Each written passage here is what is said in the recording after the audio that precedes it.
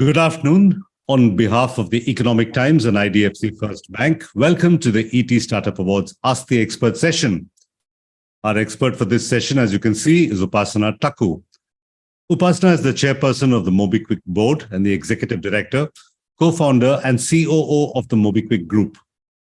She was featured among the top 15 richest self-made women in India in the Kotak Wealth Hurun Leading Wealthy Women list.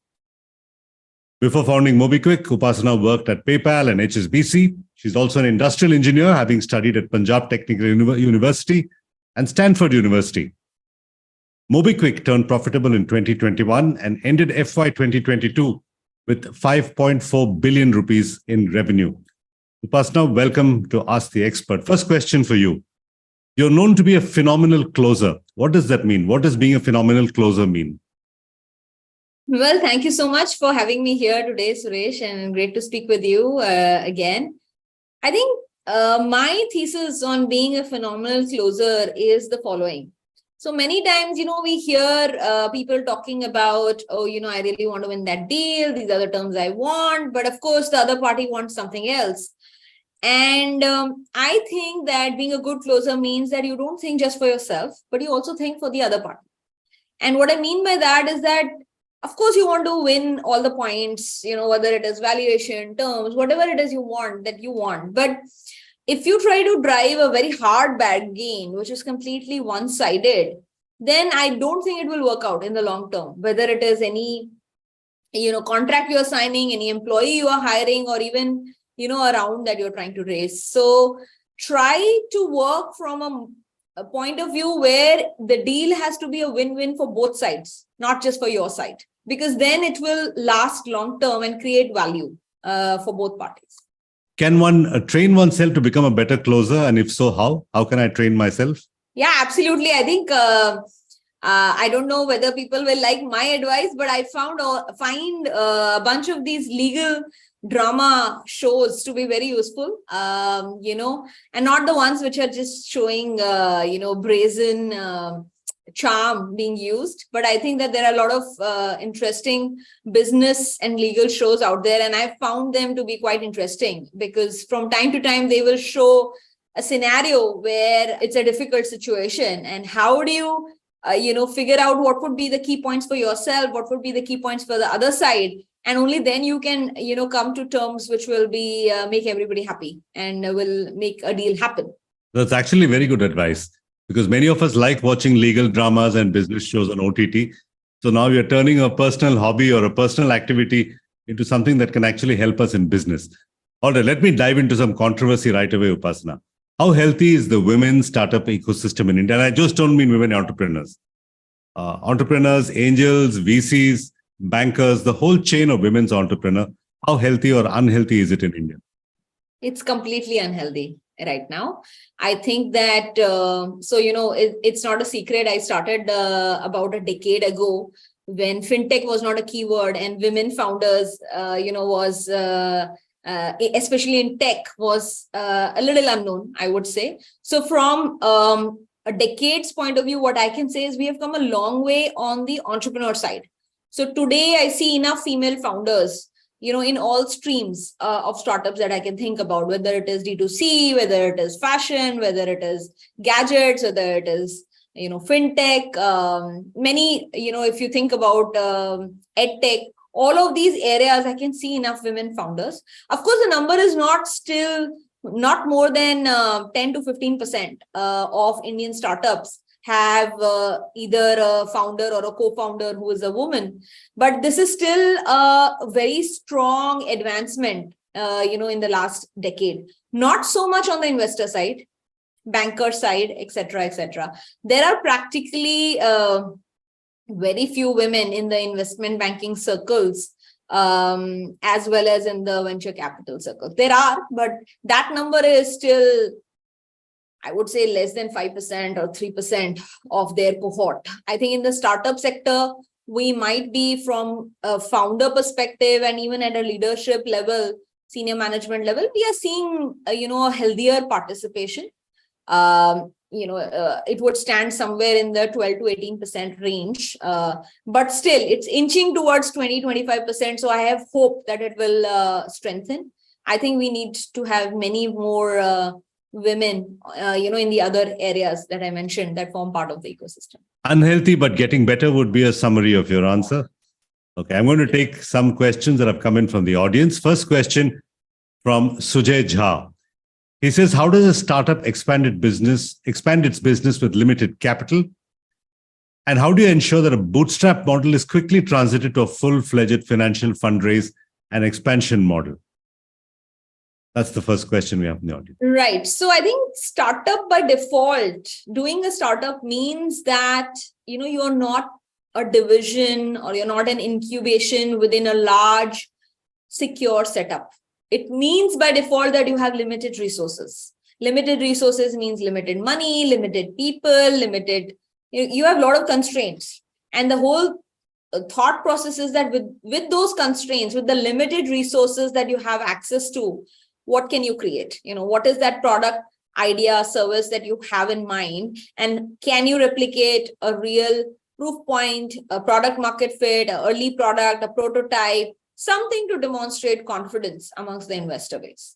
So my personal view is that always have, something, unless you're doing something that requires a lot of capex. My view is that at least have a demo, a prototype, or an early product ready and also in the market, so you can get market validation, unless the capex requirements are very high. Now, then it is a choice. Today, the early stage ecosystem in India is extremely strong. It is quite easy, to raise seed and angel money. Of course, nothing is easy, but I'm saying relative to other stages, the first check is the easiest check to get, for most founders.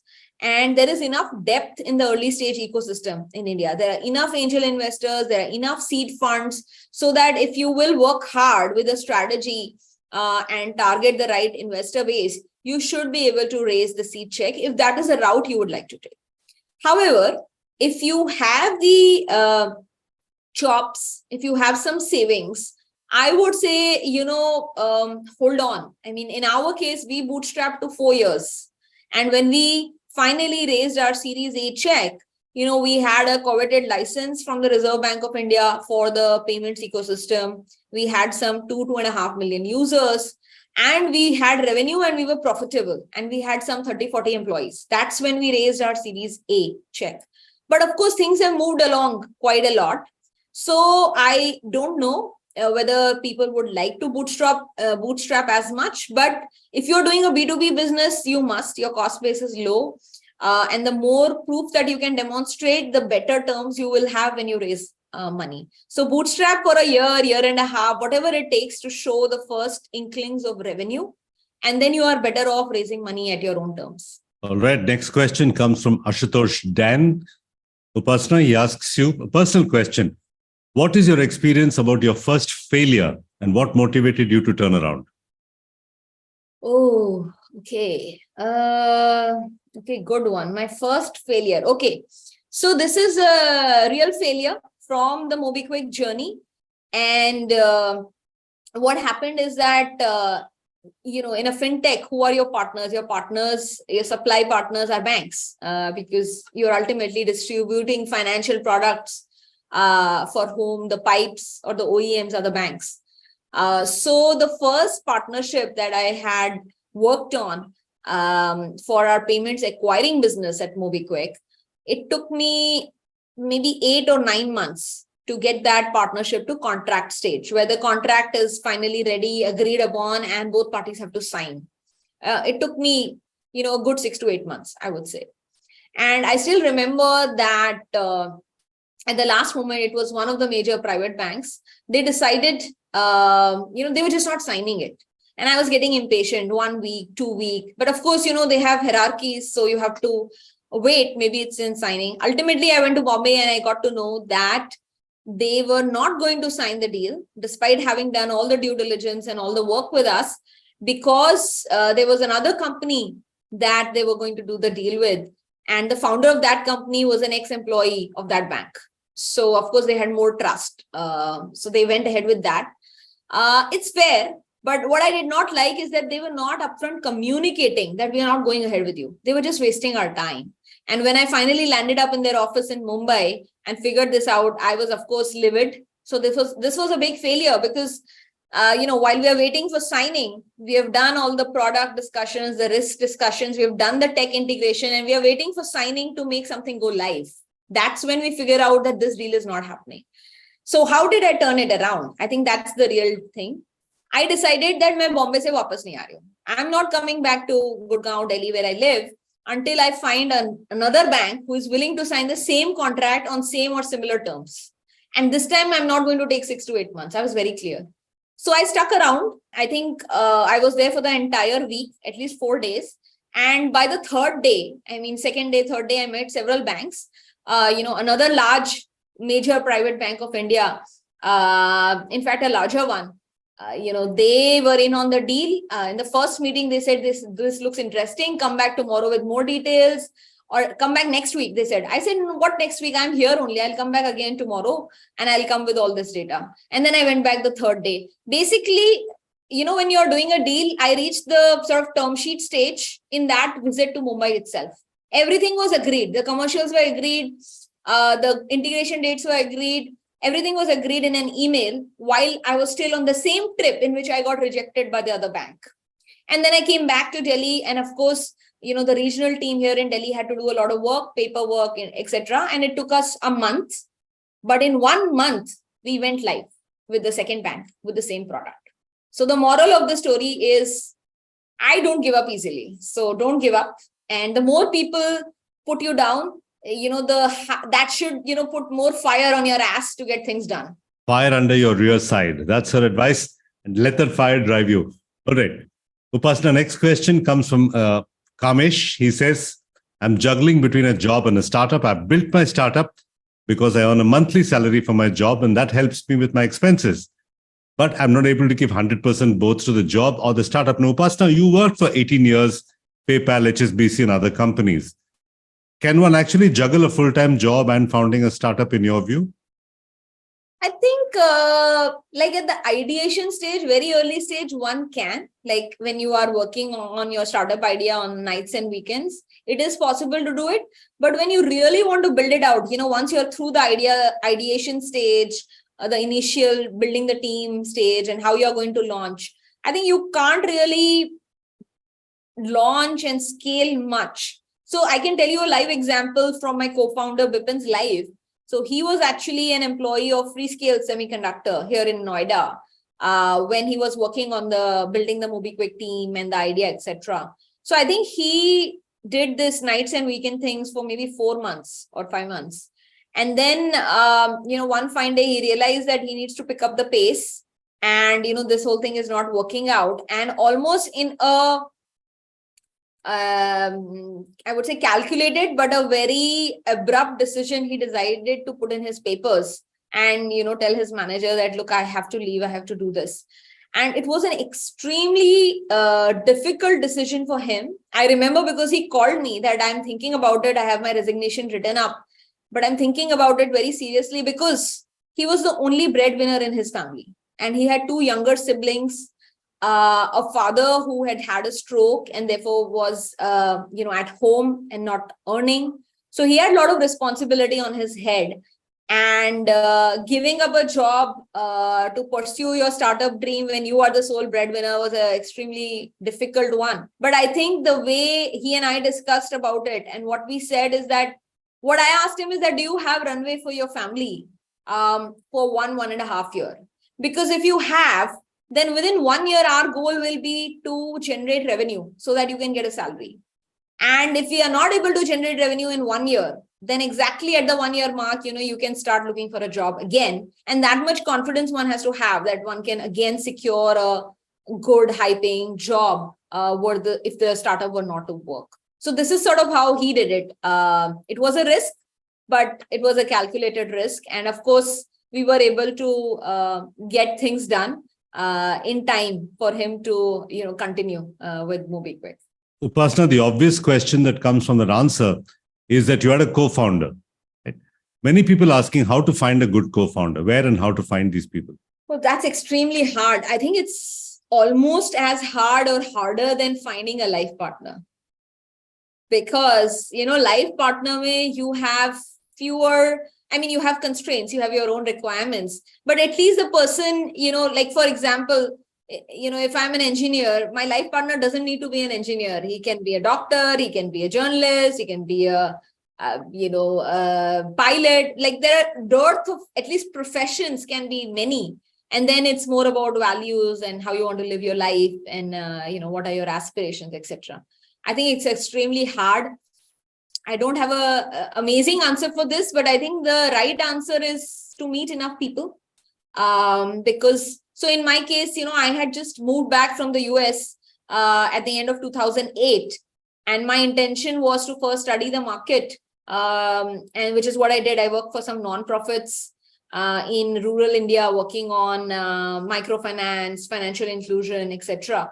And then my aim was in that 1 year, I will also develop a professional network for myself and then figure out what idea I want to work on and who do I want to start with. So I'd given myself 1 or 2 years, 1.5 years or so to do that. So it was hard. I didn't know, but I used to go to all the startup events that happened at that time. Startup Saturday used to happen. Today, there are so many forums and events that are happening for the specific sector of startup that you are interested in. So one would go there and meet like-minded people and see if, you hit it out with someone. And then also don't decide in one meeting, let it be several meetings. The other option, of course, is to look at your professional network, like companies that you've been working with today or have worked in the past, or your college network where you have studied and, where you've known people that you can trust in terms of the quality of those people. So trust is the most important thing, I would say. The trust equation has to match and the risk-taking ability has to match. These are the two things that need to really, match. And everything else is, of course, one can figure out. So it's a hard one.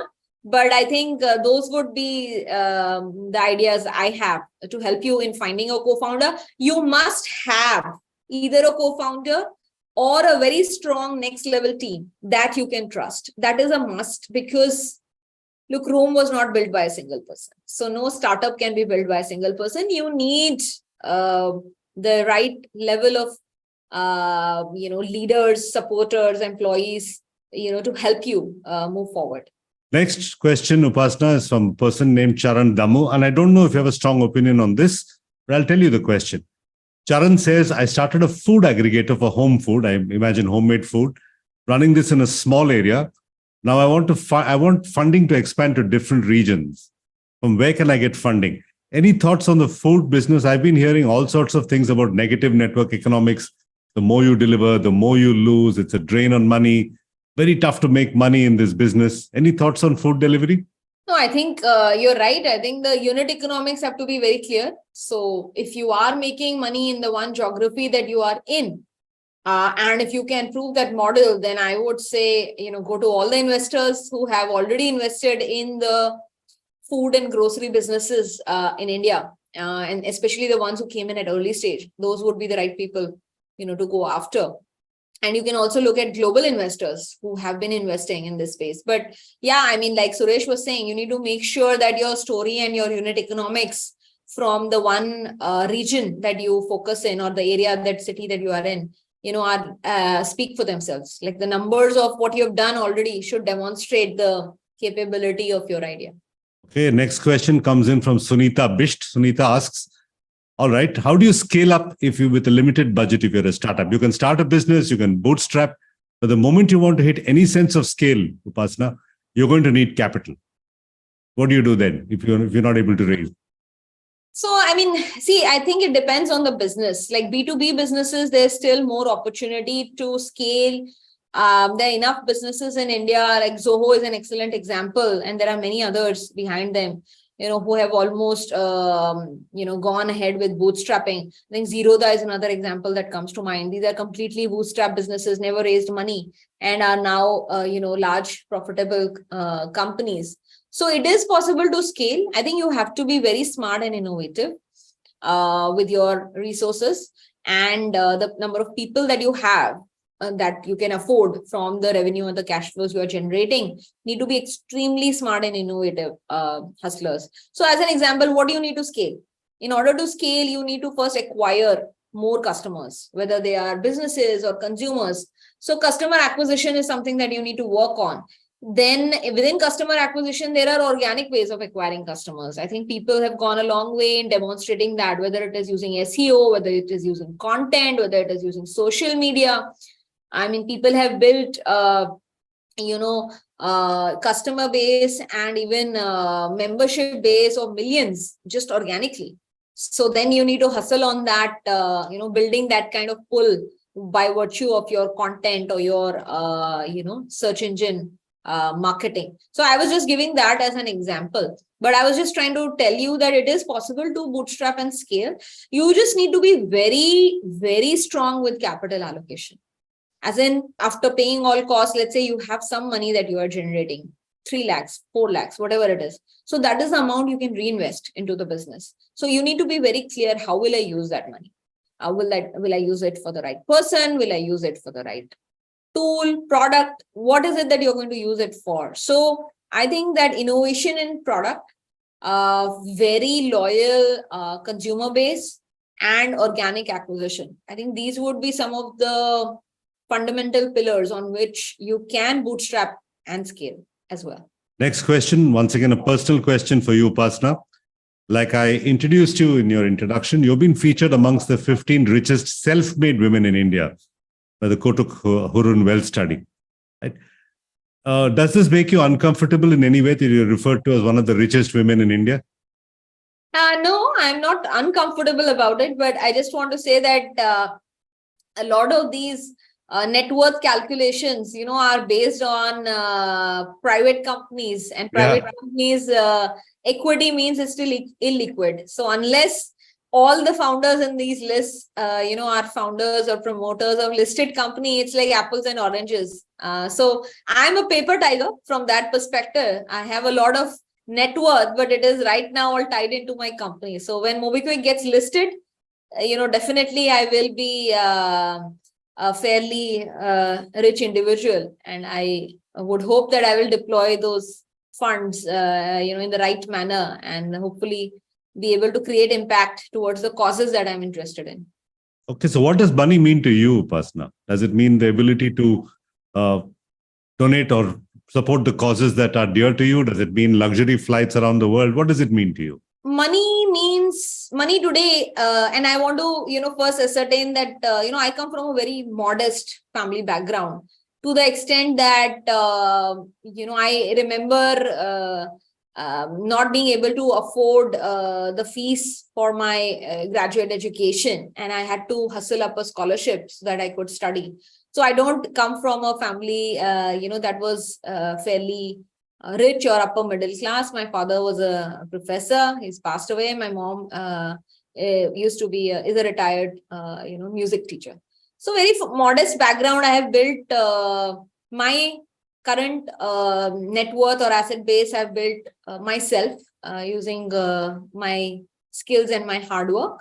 So I'm not embarrassed. Neither am I at the top of the world, so to speak. I'm not in a rat race with anyone. What money means to me is not having to think too much about, if I go to a mall, I don't have to think much whether I can buy this or that. Now, the second thing is that I'm built like that. So I have a very middle class mentality. I will still think twice. I'm not much of a brand person. So in my company, I have often found very young junior people who have watches that are more expensive than mine, but it doesn't bother me. I mean, I'm not driven by things like that. What money means to me is that I don't have to think twice if I want to spend money for comfort, for myself, for my family. I don't have to think twice when I have to help someone. Like last year, somebody I knew, a gardener in my complex, his right hand, his working hand got bitten off by a dog. And, he had to get an emergency surgery. Otherwise, he would have lost his hand. So while there were people in the complex debating and negotiating with the owner of the dog, I didn't think twice. I just went ahead and paid for it and made sure he got the surgery. Because what was more important for me is that his young children should not suffer. Their education should not suffer. So they need their breadwinner of the family, to be coming back into great shape very fast. And then we can continue suing that dog owner and recover the money later whenever we are able to. So that is what money means to me, supporting the causes I believe in. And to that extent, I don't like injustice. I like to support education. I like to support girls in STEM. There are certain causes that are, important to me. All right. Next question from Rajita in the audience. Upasana, she asks you, how has the fintech landscape evolved since Mobikwiks' inception? And what shape do you see it taking in the future? So two-part question. How has it evolved and where is it going to go in your view? So I think fintech, the market has evolved in a great way. I mean, firstly, the keyword fintech did not exist when we started. There were barely few companies, I could count them, on my fingers, who were creating consumer fintech platforms. Today, not only do we have a lot of payment companies, consumer-facing payment companies, merchant payment companies, lending companies, wealth tech companies, insure tech companies, and so much more. So I am happy to tell you that FinTech India is now the third largest fintech market in the world after United States and China. So there is a lot of good work that has happened. I'll give you some stats. There were 25 million internet users in India when we started. And today, India has more than 550 million smartphones, 800 million bank customers, and a good 350 million Indians, unique, are actively transacting digitally using several, apps. So that's sort of the big jump, that has happened from 25 million to 350 million. But again, if you think about it, if only 350 million Indians are transacting digitally today, it's still a long way to go, right? Because there are 800 million Indians who have a bank account and the overall population of the country is 1.4 billion. Even if you take out kids and extremely old people, that's still, you still want to reach at least that billion mark. So for the next 10, 20 years, FinTech India is going to be a very high growth sector. And I foresee that it will generate several very high value companies. And so even today, there are new opportunities arising. And I would welcome, wannabe entrepreneurs who are thinking about ideas. If you have an idea, if you think that you can create some amazing product, and there's a lot of opportunity, get started today, because outside of digital payments, which have reached 350 million Indians, all other financial products, whether it is credit products for consumers, credit products for small merchants, MSMEs, whether it is investment products, whether it is insurance products, whether it's cards. I mean, there's a whole gamut of financial products that have not yet reached more than 5-7% of India. So it's a very large TAM to go after. All right. So Upasana, if I was a young entrepreneur and I ran into you in an airport and I managed to get 3 minutes of your time and I'm a wannabe fintech entrepreneur, what are the key phrases I should use to get Upasana Taku's attention in investing in my business? Oh, okay. Firstly, I would, spend at least 30 seconds or a minute just telling me who you are and why you are doing a fintech startup. So see, it's important that the founder is passionate about the cause that they are chasing, because there will be many, many good days, but there will be many more bad days in your journey of building a startup. And so it's important to know, like, how committed are you to the cause? And that will only come from who you are, why, what were you doing? Why did you think about it? So spend a minute on that. Spend a minute about telling me about the product or the opportunity and who you are making it for, right? Like somebody can say, I'm doing this in digital payments or digital lending, but who are you making it for? Mobikwik, for example, is trying to bring payment, lending, savings products, so entire sort of a digital banking platform, but not for urban India so much. More and more for tier 2, tier 3, tier 4, tier 5 India, where people have a bank account and smartphone, but they don't have access to any other financial product. So target customer and the product. And last, number 3 is why you will succeed. Like, what is it unique in your model, in your unit economics, in your thought process that will make sure that you will be able to build it and scale it as opposed to all the other current or future competitors. Suman from our audience asks, she says, Mobikwik has expanded its services beyond mobile payments. What inspired this diversification? Oh, so I just want to tell you a story. So my background, I used to work as a product manager, first for HSBC in San Diego, and then for PayPal in the Silicon Valley. And after I moved back to India, actually explicitly because I wanted to create impact. Every time I came back to India on vacation, I used to realize that at that time, India was so far behind in financial technologies and financial services. Our distribution was only available in the top cities via the top banks, and nobody else could access them. So that was something that I was really wanting to change. That's why I moved back to India. And when I started working for a few nonprofits, I actually worked in smaller towns and villages where microfinance and all these different alternative models were being worked on or experimented. And from that time itself, I wanted to do something like this. And my learning from that experience was that I cannot reach millions of Indians, from Agartala to Kanyakumari to Ladakh, one village at a time. These models, which are human distribution led, will take extremely long time. Like it will take 100 years to reach the entire country. And so I must start digitally. And so when you start digitally, how will you acquire customers? Like what is a daily life need that you can solve for them in the financial services space? Of course, it's payments. So that's why we started from payments. And of course, it wasn't a change of heart. This was always the direction that first acquire consumers and small businesses for payments, which is a daily life activity. And then over a course of time, once you understand their data better, start cross-selling them financial products that are suitable for them. So the idea was to create impact. And that's what I'm trying to do. I mean, even today, 90% of Mobikwiks users, make less than 50,000 rupees per month. So we are trying to solve the digital banking need or the financial product needs for those users across all the small towns and villages of India. Upasana, we have multiple people asking us a similar question, and I'll paraphrase the question for you. Many of them are working in jobs, full-time jobs or almost full-time jobs, and they want to become entrepreneurs. Some of them are 18, some of them are 24, some of them are 34, and some of them are in their 40s. How do I know if I have an entrepreneurial mindset or I'm better off being an employee? How can I tell? How can you tell? If I meet you, would you be able to do a blood test and tell me that you have the entrepreneurial hustle gene in you or you don't have the gene in you?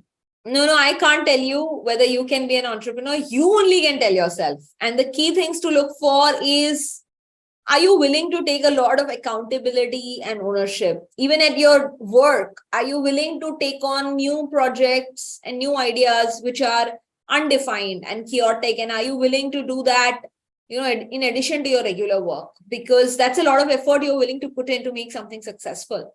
And once you take on those projects or goals, are you willing to take them through to the end with or without any sponsorship from your management or your co-workers? So I think those would, like, how much ownership and accountability are you willing to take in your job? That's number one. Number two, how much risk appetite do you have? Do you have adaptability? And that could be something you can test by, have you been able to survive some very difficult situations? Have you lived in different cities, been able to work in different environments? So adaptability is important. Risk-taking capability is important. Ability to take full ownership, is important. And then ultimately, it has to come from within. Like if you're doing a job and almost every day in the evening or night, you're having a hard time going to sleep because you think you have to do something of your own that only you can do, nobody else can do. And if that feeling is consistent, it can't be a one-day thing. Okay, I had this feeling in the beginning of 2008. And in August 2008, I decided, like after a good 4 or 5 months of struggling with that thought process, you create more confidence. Like you need to have a lot of confidence that you will be able to start on your own and you will be able to take it, the goalpost or the milestones you set for yourself. Don't assume anyone will help you. Like if you especially if you are a person who gets into distress very easily and you need other people to pull you out of that and help you, wo nahi ho sakta. You need to have the confidence and the courage that this is my baby, this is my idea, this is my startup. I need to do it. Even if I fail, it's okay. I need to prove to myself that I gave it my all. But I will work very hard to make it successful. I will not rest until I have turned every stone at every step along the way. So that kind of confidence you need to have, that kind of conviction you need to have, because you will see extremely dark days. Let me tell you, nobody talks about the dark days, but there are many, many difficult situations and dark days. Think about all the bad things that you have seen in your work experiences that have happened to your current or your past companies. Think about all the things that employees gossip about. Ki ye ho gaya, funding round didn't come through, some senior employees quit, this happened, that happened. All of that, assume that it's happening to you. Will you be able to cope with it, or will you just go under with stress? If you will go under with stress, then you are not cut out to be a founder. If you can live with it, and if you can still go to sleep no matter what happens, and next day morning get up and fight it, then you can do. That's a good guideline. Now, Upasana, clearly everybody can be an entrepreneur. Then you would have nobody working in Mobikwik. Everybody would be an entrepreneur. But do you value intrapreneurship, that employees with an entrepreneur mindset who work in a company like yours? Do you value that and do you nurture that? Absolutely. In fact, I would say even today, if today we have a role, let's say for VP of something or director of something, and we receive resumes from people who have worked in other fintech companies, banks, NBFCs, etc., we will look at them a certain way. But if there is an ex-founder who has done a similar business in the past, and even if they had to fold it down, and now they are currently doing a job, or they're looking for their first job after folding up the startup, we will always look at them more positively. So we value an entrepreneur's courage and journey far more than most other organizations. I think we must, because we know that it takes a certain special type of skill and courage to be able to live through those situations. And outside of people having already done a startup, we also value within the company people who demonstrate entrepreneurial capabilities. For example, somebody who has been a couple of jobs they have done. Now they come to Mobikwik, they are in some middle management job. But outside of their role, they're always willing to take more. They're always asking their manager that, give me something more ambitious, give me something more challenging to do. So that is something that, we look for as founders, as leaders, as the HR leader. We are continuously looking for people who are demonstrating that they are far more entrepreneurial than others, and therefore they must be treated as such. Like we want to give them those opportunities where they can take a product from 0 to 100, and that would be a win for them, that you were the one who started this product, you launched this product, and now you have taken it from 0 to X crores. Okay. Continuing on the people issue, Anand Vardhan Mala, one of our viewers, says, when starting a new team, who do you need in terms of people for different departments, excluding the co-product team? Do you directly need an HR head? Do you need an accounting head? Do you need a CFO right at the start? And if not, when is the time to invest in these other departments and other functions? No. See, okay, that's the other thing you need to know. Day one, the founding team is everything. The founding team has to do the basic accounts. You can always, at the end of 6 months or whatever, hire a CA to do the accounting for you. You are the HR, you are the finance, all of these horizontal compliance functions, you can outsource. What you cannot outsource is this. HR you can do yourself, hiring people. It's very simple. Ops you can do. Product and tech you need to have. Sales and marketing you need to know. So these are the key things. So if the founders, let's say there are 3 founders, one is willing to do the distribution, which is either sales or marketing. One is willing to do the product and tech distribution, and one is willing to do business development or partnerships. Then you're sorted. This is the team you can start with, just as a 3-member founder team. And then to build the product, you may need some engineers to help that co-founder who is building it. But you don't need many of these. Like when you think about departments, Departments big companies need. Startups don't need departments, not until you are a, I don't know, 50 people company. After that, you can think about having, departments that you need. And a lot of the compliance functions you can still keep, external. So one thing I got from this interview, Upasana, that you sleep very well at night. That you get a good night's sleep is very important for an entrepreneur, no matter what happens. We want that, no? We want that, Suresh. Like, Yes, I know it's not a question you've asked me, but I mean, we've seen in the last couple of years after COVID, we've seen few founders, not surviving. I mean, having heart attacks, etc. We don't want that to be the case. So it's important that your startup is your baby, but you also have a life. Like, your life is your real life. It won't come again. So you need to do justice to yourself, manage your physical fitness, mental fitness, regardless of success and failure at work. So every day when I open the newspapers, Upasana, or any digital portal, digital paper, I see stories of startup successes. Somebody raised money, somebody went public, somebody sold out, somebody cashed in. Once in a while, you do see stories of fraud or bad corporate governance, but 90% are success stories. And in real life, 90% of startups are doomed to fail in some form or the other. Right? So people are going to enter this thinking that I'm going to succeed, I'm going to become the next Upasana Taku, or I'm going to become the next Zerodha, or the next Paytm, or the next whoever else, right? Yeah. But the odds are against you. The odds are heavily stacked against you. What can you do to prepare when the odds are so heavily stacked against you as an entrepreneur? So you need to have a lot of zeal, a lot of energy, a lot of hustle, and the go-getter attitude to get things done no matter what. See, if you give up easily, then it's not going to be easy. Like you said it, the odds are against you. Now, whether they are 80% against you, 90% against you, 70% against you, it's relative, but they're definitely against you. And so at every juncture, you have to prove yourself, and you have to prove it to yourself also, right? Because you're investing years of your life, and if you can't make anything valuable out of it, then you're also, doing a disservice to yourself and your family. So it's definitely a very, very uphill battle. But I mean, think about it like this.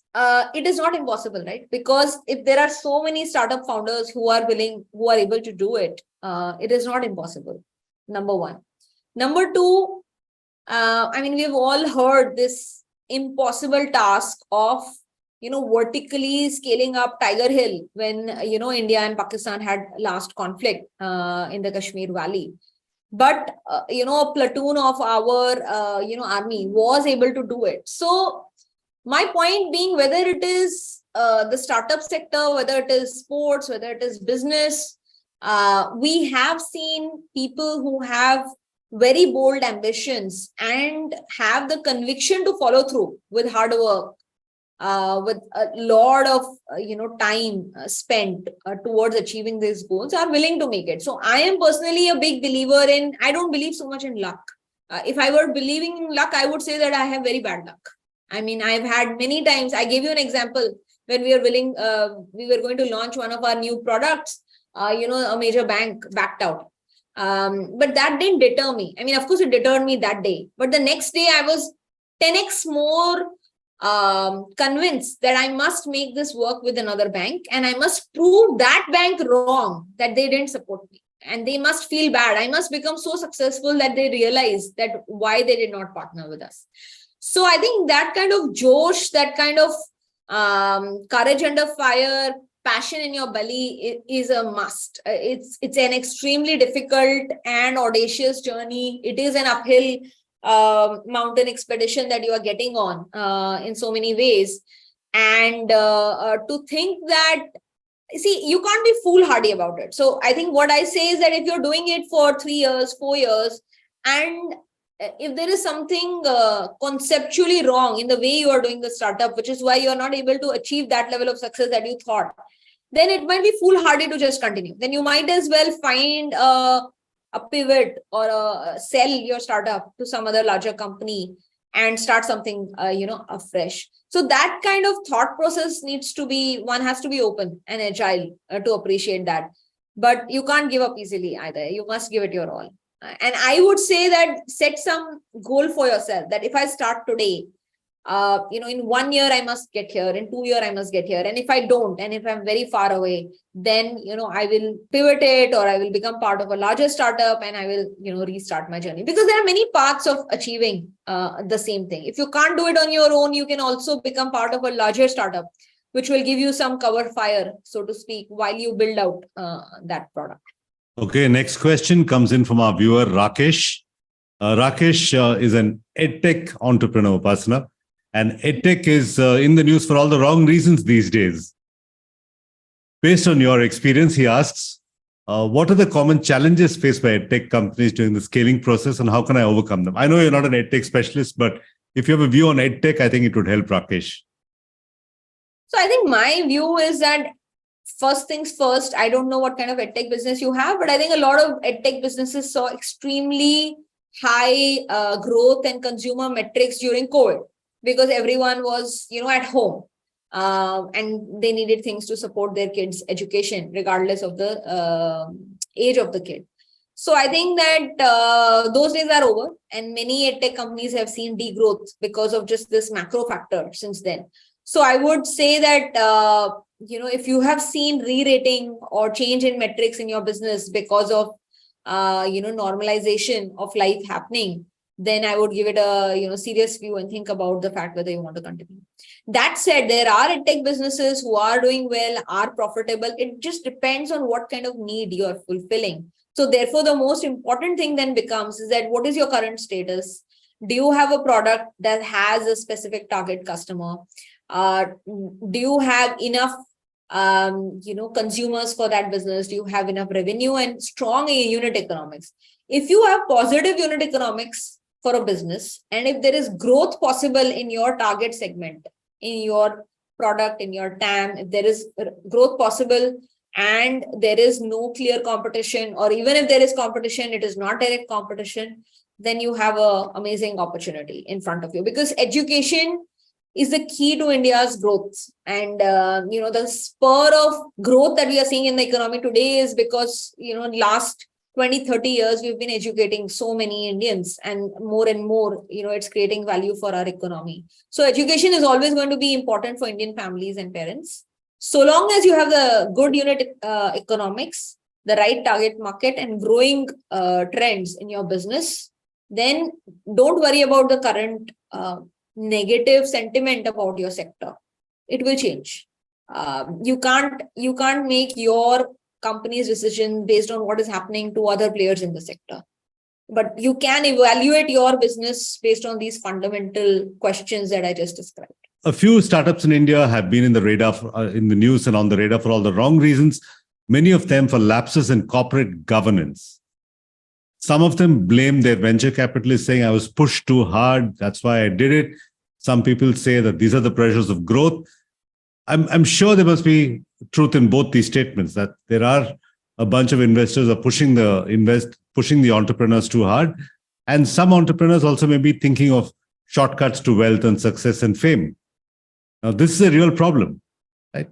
Any advice for founders on how to get their corporate governance game right from day one, from the get-go? Yeah. So remember, I said in one of the other questions that in the beginning, you can outsource your compliance. But what I meant is that you can outsource, not hiring full-time people to do it. But that doesn't mean that you don't understand your responsibilities as a founder, because when you found, you will also be a director in your private limited company or partnership company, whatever that is. There are guidelines about filing taxes on time. There are guidelines about making sure your financial statements are in the ROC on time, and you can get the right kind of CAs and CS to do it for you at a fee. But as your company scales, I would say that after you have crossed the threshold of even 50 crores or 30 crores in revenue, you must have, the right people in your company, and the seniority of them can vary as the company scales. But making sure that you have a head of finance, you have somebody who is ensuring that your day-to-day compliances on GST, TDS, all kinds of taxes is on time. And, your people-related gratuities, PFs are paid on time. And the fact that your financials are updated on time. Like there's a deadline, 30th September every year. In case you didn't know, I'm telling you, it doesn't change. Every year by 30th September, you need to get your financial statements audited and closed and updated, in the ROC. So I think these are some of the key basic things. I'm just giving an example. But to answer the larger question that Suresh, you asked, yes, there are all kinds of investors in the world. There are investors who will tell you to become profitable today, but were telling you till yesterday to chase GMV and vanity metrics. And then tomorrow again, they will tell you to chase growth at all costs. So you have to also be smart. Like, your investor is your investor. Your investor is not your enemy. Your investor is not your best friend either. Your investor is your shareholder, is your investor. You have to think about setting the culture of transparency, straight numbers, telling the truth, and meeting the burden of your responsibilities as a director when it comes to corporate governance. Now, to say that your investor was driving you to achieve growth at all costs, fine. So they asked you to achieve growth at all costs, but you can choose how you are going to spend money, right? You can choose you're throwing money on marketing to get more customers. You're giving discounts and cashbacks to get more GMV and to book revenue, but it will be lossy revenue. All that is still okay. This is not unethical. Okay, this is just following growth at all cost strategy and not looking at unit economics and long-term profitability or stability of the company. Corporate governance problems are more related to numbers being fudged, wrong claims being made. Like, your number is 100, but you're saying your number, actually what you're putting in the media or Excels that you send to prospective investors is my revenue is 200 instead of 100. That is just fraud. So to that extent, what I can say very humbly, I would like to say is, regardless of how much money somebody gives you, to say that my investor made me do that is like saying that somebody put a gun to your head and said that if you don't shoot that person, then you're going to get shot. No investor is doing that. So you can't, pass the buck to them. They can push you in certain directions in terms of strategy. That too, you can decide how much you want to listen to them and how much you want to focus on your own, your management team, your founder team's thought process. There can also be factions within investors. You can have some that you can keep in your corner. But that's my thought process. Like, investors can tell you to focus on some vanity metrics and do a lot of PR so that you can attract more money at a higher valuation. But they can't force you to defraud your own company. They can't force you to fudge your numbers, and neither should you listen to them, at that point. Pastor Salma says, team versus culture is a very commonly debated question in companies. But when there are rough times, sales is slow, what matters more? Having the right people or the right company culture? Both, right? I mean, if you don't have the right company culture, you won't have the right people. And I don't think that one goes without the other, right? Having the right people means that you have people who are all aligned on the same cultural values and on the prospects of the company. I think that the cultural values have to be very clear and have to be part of everyday hiring process, not just leadership hiring, but like, hiring people every day. When you hire people, that has to be part of your thought process, that will this person fit into the cultural fabric that we have built in this company, in the attitude of this company. And I think that even if you have fewer people, let's say you had some people who were not fully aligned, and when you have bad days, they will be the first ones to leave. But people who are fully aligned with you as founders and understand why you are building this company and their cultural values are same as yours, they will stick with you during difficult days.